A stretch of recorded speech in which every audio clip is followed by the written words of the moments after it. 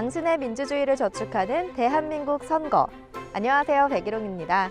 지난 3월 9일에 치러진 제20대 대통령 선거에 이어서 올해 2022년 선거는 오는 6월 1일에 있는 제8회 전국 동시지방선거가 남아있죠. 여러분의 소중한 권리를 포기하지 마시고 꼭 투표에 참여해주세요.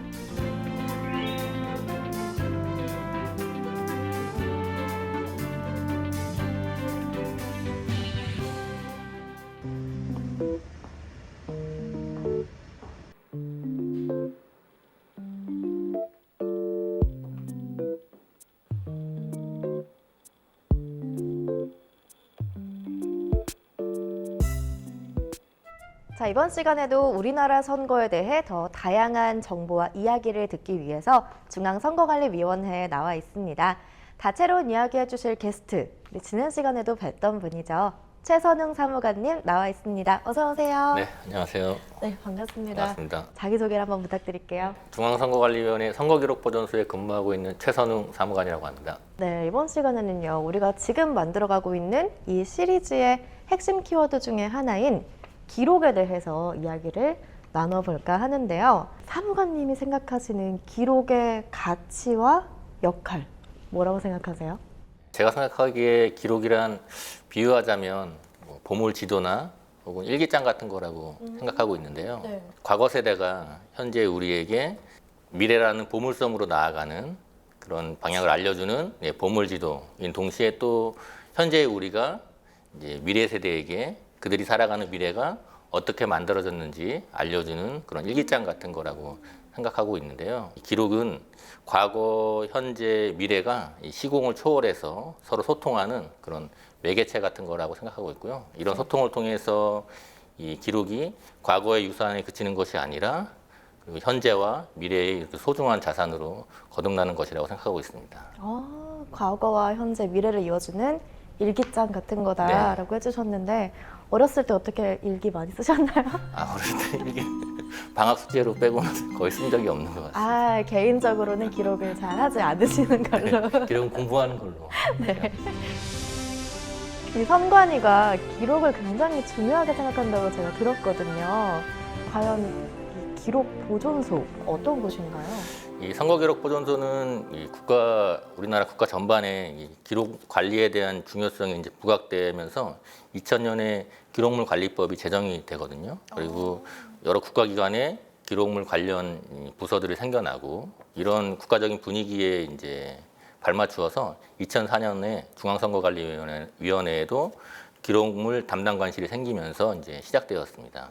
이후 기록물 관리과를 거쳐서 2009년도에 선거기록보존소라는 이름으로 이제 바뀌면서 현재에 이르고 있죠. 주요 업무로는 이제 행정기록물을 관리하는 중앙선거관리위원회의 연구기록물 관리기관인 동시에 또 박물자료를 관리하면서 향후 선거박물관 개관을 목표로 업무를 추진 중에 있고요. 또 국내 유일의 선거정당 정치 전문도서관인 이 선거도서관을 운영하고 있습니다. 지금 우리가 인터뷰하고 있는 이곳 선거도서관에도 굉장히 책이 많이 꽂혀 있더라고요. 오면서 보니까 도서관 어떤 곳인지 간단하게 소개 부탁드립니다. 선거도서관은 중앙선거관리위원회 도서관으로서 국내 유일의 선거정당 정치 관련 전문도서관입니다. 보유하고 있는 장서는 선거정당 정치 관련 사회과학 서적뿐만 아니라 인문, 사회, 교양, 경제, 어학 등 다양한 분야의 도서들을 아우르고 있습니다. 이를 통해서 선거정당 전문성 함양은 물론이고 또 위원회 직원들의 그 자기개발도 돕고 있습니다. 이 선거도서관은 국민 누구에게나 개방되어 있고요. 또 운영 시간은 오전 9시부터 오후 6시까지입니다. 주말과 공휴일은 운영하고 있지 않은데요. 대신 선거도서관 홈페이지를 통해서 다양한 정보들을 제공하고 있습니다. 전문 학술 저널 데이터베이스는 물론이고 위원회에서 수집해 보유하고 있는 선거 벽보라든가 공보 등 20만 건 이상을 원문 서비스하고 있습니다. 아까 누구나 이용할 수 있다고 하셨는데 뭐 네네. 연령 제한이나 이런 건 없는 거죠? 네, 없습니다. 외진돼 있긴 하지만 오실 수 있는 모든 분들에게 다 개방되어 있습니다. 자유롭게 오셔서 책들을 열람하실 수 있고요. 또 필요한 자료를 또 복사하거나 하실 수도 있습니다. 그런데 제가 듣기로는 여기 선거도서관 앞에 꽃이 좀 많이 피어서 이 봄꽃 보러 오기 굉장히 좋다고 네. 들었거든요. 요즘 또 꽃 구경하러 많이들 가시니까요. 봄꽃 가족들이랑 보러 오시면서 선거도서관도 한번 들러주시면 좋을 것 같습니다. 그럼 다음 이야기로 넘어가 볼까요?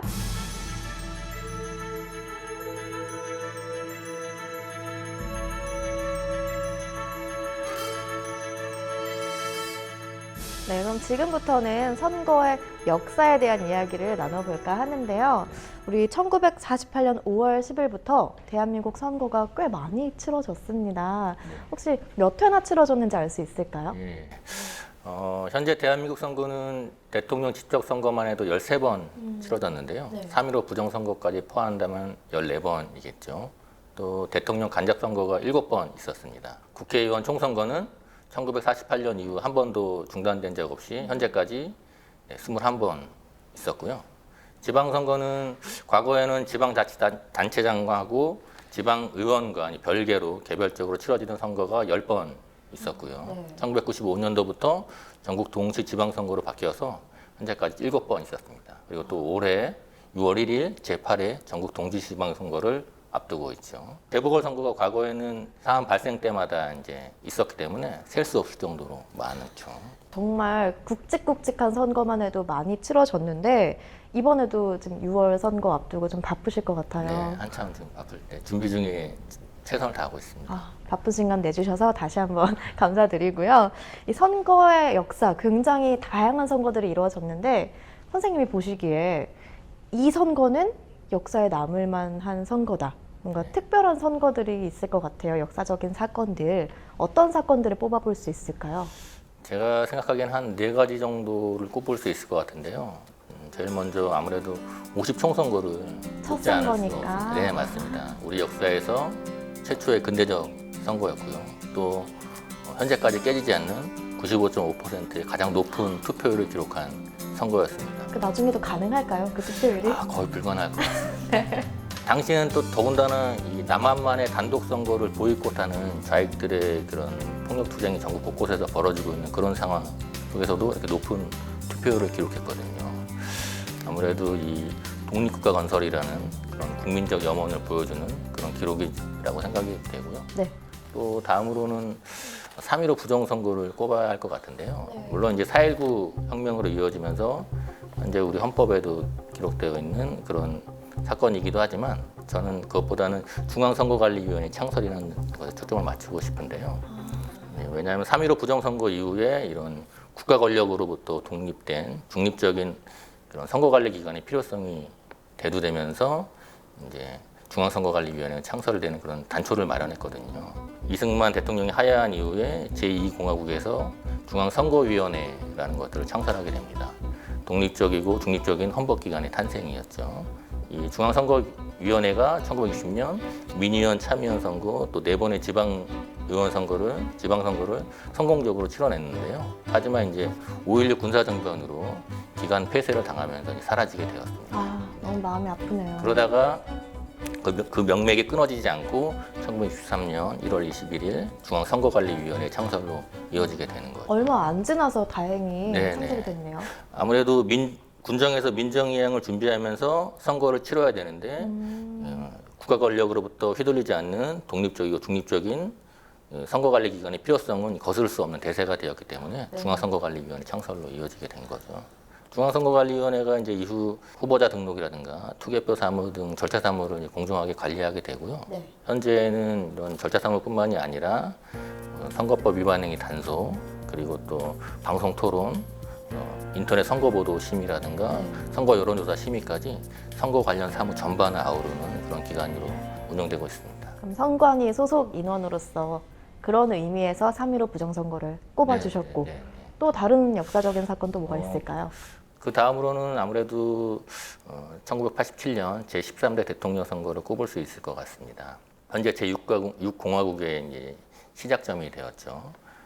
먼저 1972년엔 유신이 이제 선포되면서 이 대통령 선거가 이제 간접 선거로 형해화됐거든요. 뭐 선택 없는 선거라는 이제 평가를 들을 정도였죠. 계속해서 연임을 하기 위해서 그렇게 했던 거죠. 이제 이런 민주주의 암흑기를 이제 극복했던 단초가 된 게 바로 87년 제13대 대통령 선거였고요. 이 말씀하신 대로 87년 6월 항쟁에서 요구했던 게 바로 대통령 직선제, 대통령 직선제 쟁취되고 그러면서 이제 87년 제13대 대통령 선거가 치러지게 되었습니다. 하지만 이런 역사적인 의의에도 불구하고 아직 선거 문화 자체는 조금 좋지 않은 상황이었습니다. 뭐 천문학적인 그런 선거 자금이 투여되고 불법 선거 운동이 횡행했고 또 뭐 조직 선거, 동원 선거라는 혹평을 듣는 선거이기도 했는데요. 이후 우리 민주화 과정은 이런 선거 과정 속에서 이런 어두운 낙후된 모습들을 좀 극복해가는 그런 노력의 과정이었다라고도 볼 수 있을 것 같습니다. 또 마지막 마지막으로는 있을까요? 아무래도 이제 지방선거를 앞두고 있으니까 1952년 최초의 지방선거를 좀 꼽아야 되지 않을까 싶은데요. 이 지방선거가 원래는 제헌헌법에서도 지방자치가 규정되어 있었기 때문에 이제 치러야 됐었는데 당시 이제 이승만 대통령이 아직 우리 국민의 이제 민도가 수준이 좀 낮기 때문에 믿을 수 없다. 치를 수 없다 해서 이제 연기가 됐었는데 갑자기 1952년도에 치러지게 됐습니다. 그 이유는 여소야대 제2대 국회를 좀 압박하기 위한 이승만 정권의 그런 정치적 의도가 좀 들어있긴 했었는데요. 어쨌든 이렇게 도입된 지방선거가 이후 이제 처음에는 지방의회 의원 선거만 치렀는데 이후 지방자치단체장 선거까지 치러지면서 우리 국민의 손으로 대통령은 물론이고 국회의원 또 지방자치단체장과 지방의원까지 모두 뽑을 수 있는 그런 제도적인 발전을 이루게 된 거고요. 물론 이제 5.16 군사정변 이후 지방선거가 잠시 중단이 되게 됩니다. 그러다가 이제 제6공화국 이후에 87년 이후에 다시 지방선거가 논의되고 1991년도에 지방의회 의원 선거가 부활하면서 이제 지방선거가 다시 시작된 거죠. 지방자치단체장 선거는 1995년 전국 동시지방선거가 치러지면서 함께 이제 치러지게 되는데요. 이후 이제 제8회를 앞두고 있으니까 이 지방선거를 통해서 풀뿌리 민주주의가 점점 확산되는데 기여하고 있다 이렇게 평가할 수 있을 것 같습니다. 이렇게 암흑기부터 점점 발전하는 모습을 보여주는 우리나라의 선거가 세계 다른 민주주의 국가들과 비교하면 어느 정도 수준일지도 좀 궁금해지는데 어떻게 보세요? 제가 보기에는 물론 제가 선관위 직원입니다만 선관위 직원을 떠나서 팔은 안으로 굽는다 뭐 이런 건가요? 제가 보기에는 이 우리나라 선거는 세계 민주주의 어느 국가와 견주어도 뒤지지 않을 만큼 손색이 없다라고 평가할 수 있는데요. 과거 한때 우리가 한국에서 민주주의는 쓰레기통에서 장미꽃을 찾는 것 더 낫다라는 말을 들을 정도로 낙후된 나라였었는데 작년에 세계 민주주의 지수 평가에서 대한민국이 제16위를 하면서 완전한 민주주의 국가라는 평가를 받게 됐습니다. 완전한 민주주의 국가. 그 원동력, 이런 평가를 받게 된 원동력이 바로 선거가 있다라고 말할 수 있는데요.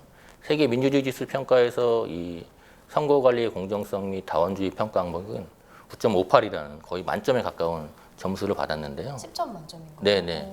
이를 통해서 이제 7점대에 그쳤던 뭐 국민의 자유, 정치 참여, 정치 문화 이런 낮은 점수들을 올려서 완전한 민주주의 국가라는 평가를 받을 수 있었던 거거든요. 현재 대한민국 선거는 K선거라는 이름으로 세계 각국에 이제 이른바 수출되고 있다라고 말할 수 있는데요. 키르기즈스탄이라든가 우즈베키스탄, 파라과이, 엘살바도르, 콩고, 케냐 여러 민주주의를 발전시키고자 하는 여러 나라에 우리 선거 시스템을 전파하고 있고요. 또 관련 법과 제도로 정비하는 데도 도움을 주고 있습니다. 그렇다면 마지막으로 우리 공정하고 투명한 선거를 위해서 우리 선거관리위원회 또 선거기록보존소의 목표 혹은 다짐을 들어볼 수 있을까요? 네, 현재 지금 뭐 제8회 지방선거를 앞두고 있는데요.